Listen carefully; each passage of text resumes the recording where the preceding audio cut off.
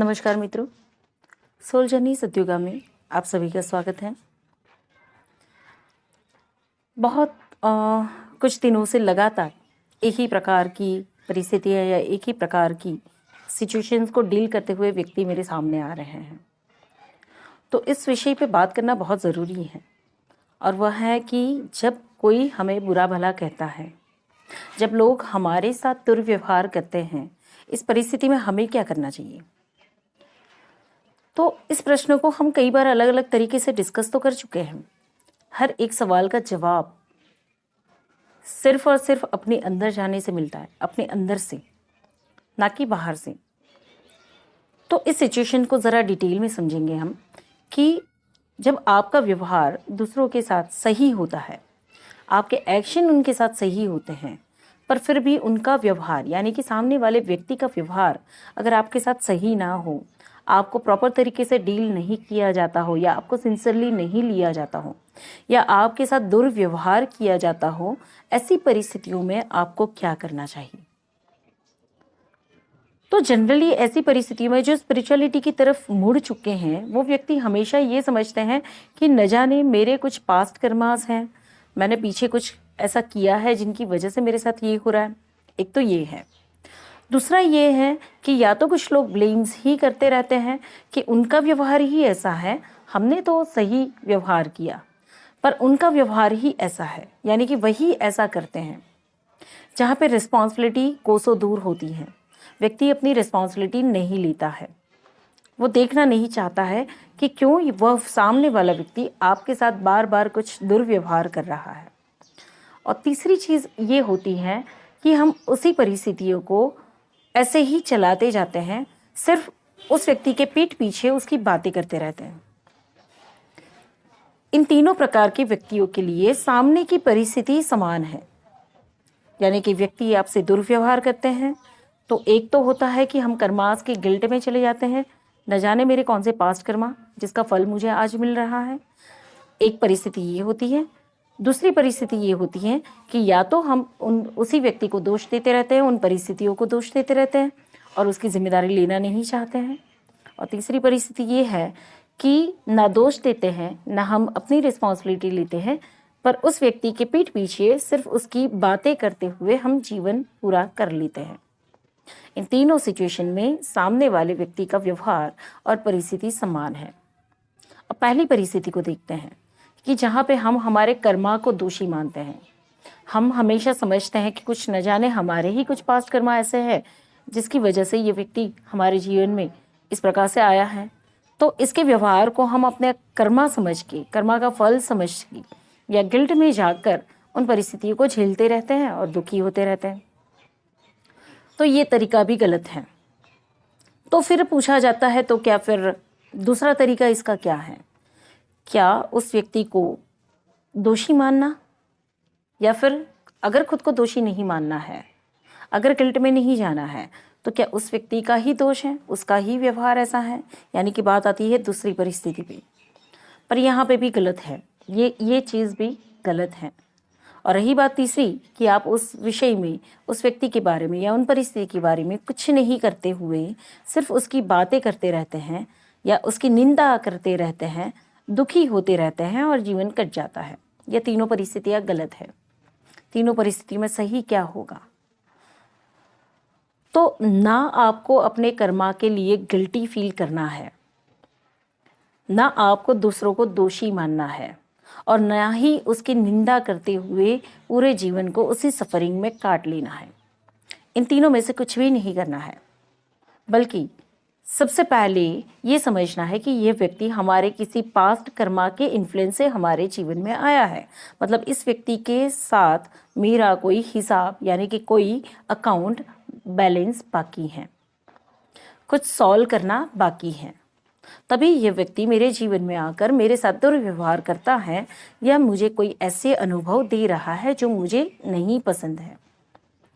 तो कोई अकाउंट यहाँ पे क्लोज नहीं हुआ है, पेंडिंग है ना। कर्मा को गिल्ट में ले जाने की जगह आपको सिर्फ ये अनुभव करना है कि इस व्यक्ति या इस परिस्थिति के साथ मेरा कोई हिसाब पेंडिंग है, कोई अकाउंट बैलेंस बाकी है। तो मुझे पहले ऑब्जर्व करना पड़ेगा, चेक करना पड़ेगा। ना कि मैं गिल्ट में जाऊंगी, ना कि मैं खुद को फील कराऊंगी कि मैं पनिशमेंट डिजर्व करती हूँ या मैंने कुछ कर्माज ऐसे किए हैं जिसके फलस्वरूप अब ये व्यक्ति मुझे सफरिंग दे रहा है, तो सफरिंग यानी कि ये मेरी डेस्टिनी है। No, not this. यहाँ पे आपको रुक जाना होगा और महसूस करना होगा या चेक करना होगा कि इस व्यक्ति के साथ का आपका अनुभव क्या है और वह आपको क्या महसूस करा रहा है। इसमें आपको जो फीलिंग हो रही है वो आपका अकाउंट बैलेंस है, तो इसे सॉल्व करना चाहिए, सॉल्व करना होगा। तो सॉल्व कैसे करेंगे हम? सॉल्व करने के लिए हमें पहले जानना तो पड़ेगा कि ये क्या लेसन है, क्या सबक है ना। पनिशमेंट नहीं है, पनिशमेंट के चलते कोई सफरिंग नहीं है, पर कोई सबक है, कोई लेसन है जो लर्न करना है, जो हमें समझना है या सीखना है। एक बार अगर हमने उसे समझ लिया या सीख लिया तो हम एक बार डेवलप हो जाएंगे।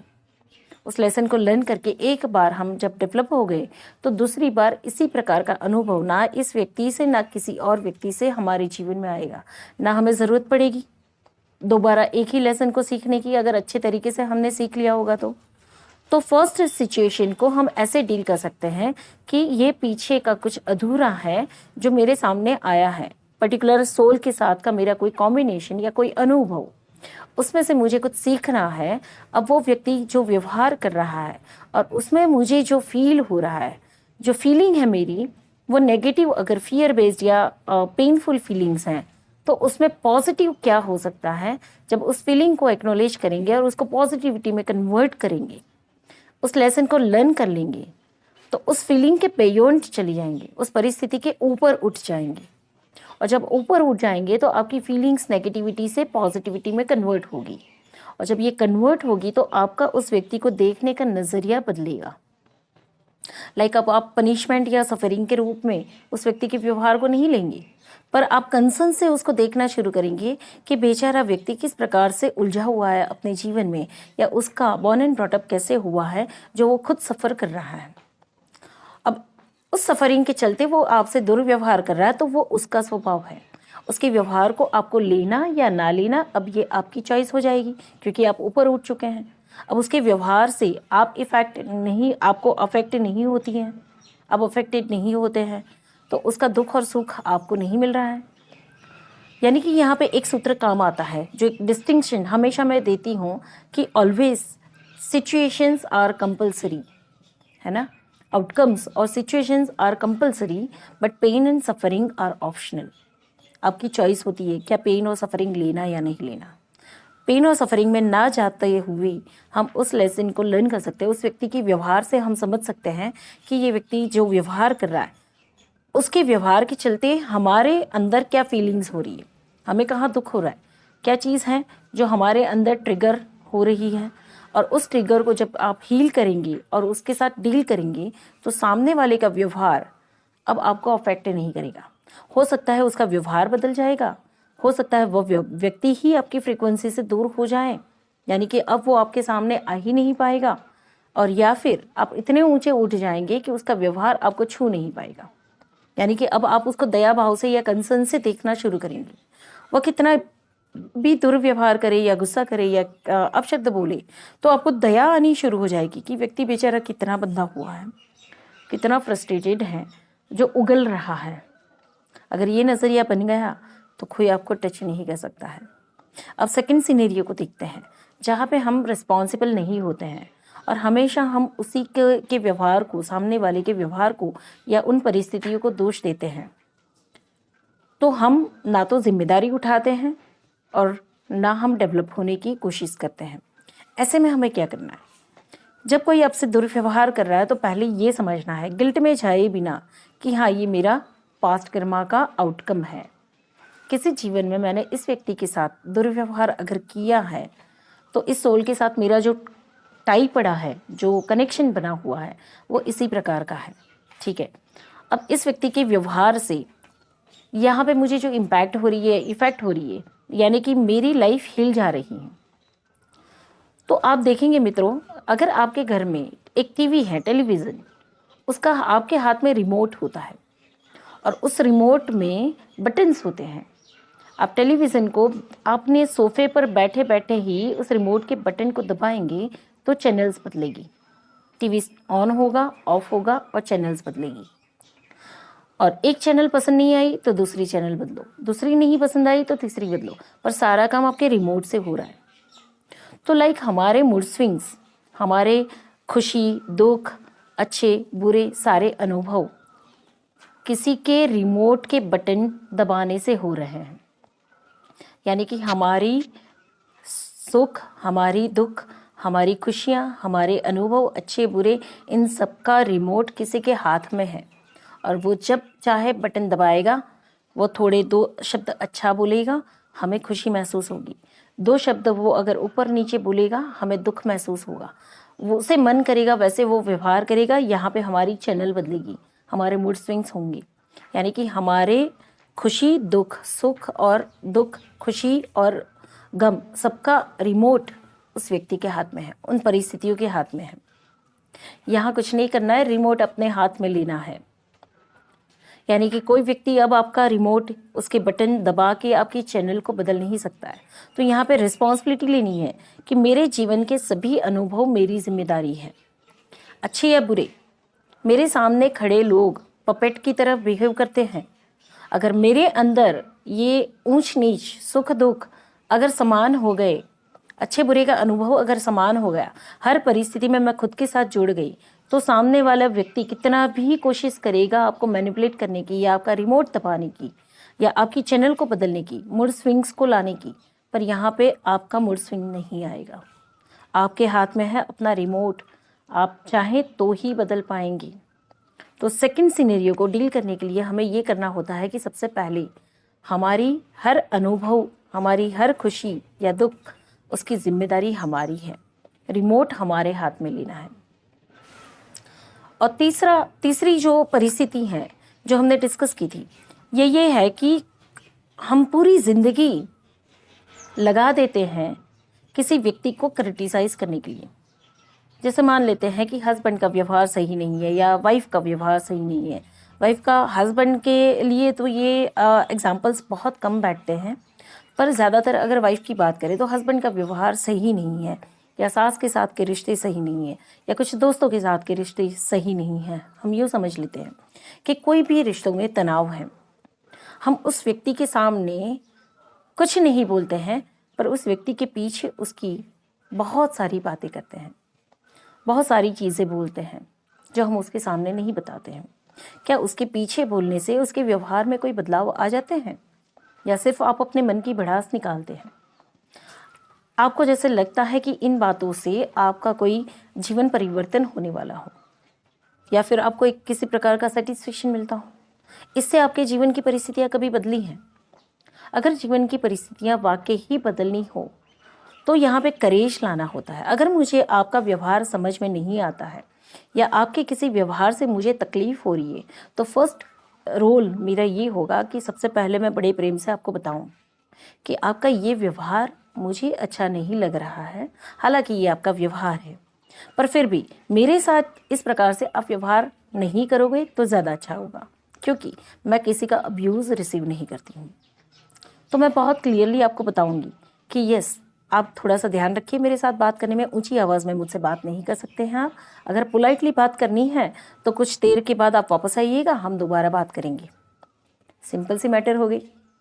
या कोई एक व्यवहार पसंद नहीं आया, मैं पीछे बात करूँ उसके बदले मैंने आपसे मुंह पे बता दिया कि आपका ये व्यवहार मुझे अच्छा नहीं लगा।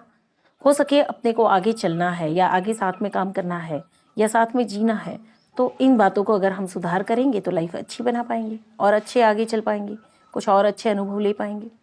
सिंपल सी बात होती है। पर ये नहीं करते हुए हम क्या करते हैं, उस व्यक्ति की बात हम उसके पीछे करते हैं, जहाँ पे ना उस व्यक्ति के जीवन में कोई बदलाव आता है, ना आपके जीवन की परिस्थितियों में कोई बदलाव आता है, पर आपका समय और शब्द दोनों खर्च होते हैं। और यहाँ पे एक सबसे बड़ा कर्मा जनरेट होता है, और वो है निंदा, चुगली। यह कर्मा सबसे बड़ा कर्मा है, सबसे बड़ा, सबसे घिनौना कर्मा ये है। जगत में कोई कर्मा इतना शार्प नहीं है जितना बड़ा ये कर्मा है, पर निंदा। ये जो पर निंदा है, पीछे बात करने वाली प्रवृत्ति, वह किसी के हित में काम नहीं आती हैं। अपना तो खुद का अहित कर ही लेती हैं, पर अपने आने वाले भवों का भी अहित कर लेती है, यानी कि नेक्स्ट इनकारनेशन को भी हम स्पॉइल कर लेते हैं। इसमें सामने वाले का कुछ नहीं जाता है, जिसकी हम बातें कर रहे हैं उसका कुछ नहीं जाता है। ना वो कोई कर्मा बांधता है, ना वो कोई नए बैगेजेस क्रिएट करता है, पर उसके बिहाफ में जब हम पीछे बात करते हैं तो हमने नए कर्मास जनरेट कर लिए, नए जीवन के लिए आने वाली परिस्थितियों को चूज़ कर लिया। ऐसे समय में हमें ऑथेंटिक होना है, ईमानदारी से उस व्यक्ति को सामने बताना होता है कि आपका ये व्यवहार मुझे पसंद नहीं है, या आपके इस व्यवहार से मुझे दुख हुआ है। क्या हम इस व्यवहार को बदल सकते हैं? क्या मैं भी आपको सपोर्ट करती हूँ, चलो अगर आपकी कोई प्रॉब्लम्स हो तो आप मुझे बताओ, ताकि आपके अंदर कोई फ्रस्ट्रेशन या एंगर हो तो उसे रिलीज़ कर पाए। पर आपका मेरे साथ का ये व्यवहार मैं नहीं चला सकती हूँ। बड़े प्यार से आपने उसे सपोर्ट भी किया और बताया भी, और एक बार समझाने के बाद या 2 बार समझाने के बाद फिर भी वह व्यक्ति वही व्यवहार करता है, तो उस समय पे मुझे अपने लिए स्टैंड लेना होगा। तो मैं उस व्यक्ति की फ्रीक्वेंसी में ही नहीं आऊँगी, यानी कि मैं अपनी डायरेक्शन चूज़ कर लेती हूँ अलग, कि अब उसकी फितरत है, उस व्यक्ति की आदत है, तो मैं अपनी चॉइस बना के अपने एक्सपीरियंसेस को चूज़ करूँगी कि मुझे इस परिस्थितियों का बार बार अब्यूज़ लेना है, सामना करना है, या फिर मुझे नए अनुभव और अपना समय, अपनी एनर्जीज़ को नए एक्सपीरियंसेस पे डालना है ना। तो मैं उस व्यक्ति की फ्रीक्वेंसी से दूर हो जाती हूँ, या फिर जब मैंने चॉइस बना ली तो कुछ ऐसा घट जाता है कि उस व्यक्ति की फ्रीक्वेंसी अपने आप कट हो जाती है। तो सोच लीजिए, तीनों परिस्थिति यानी कि तीनों अलग अलग सिचुएशन में खड़े या रुके हुए लोगों को मैंने एक्सप्लेन किया।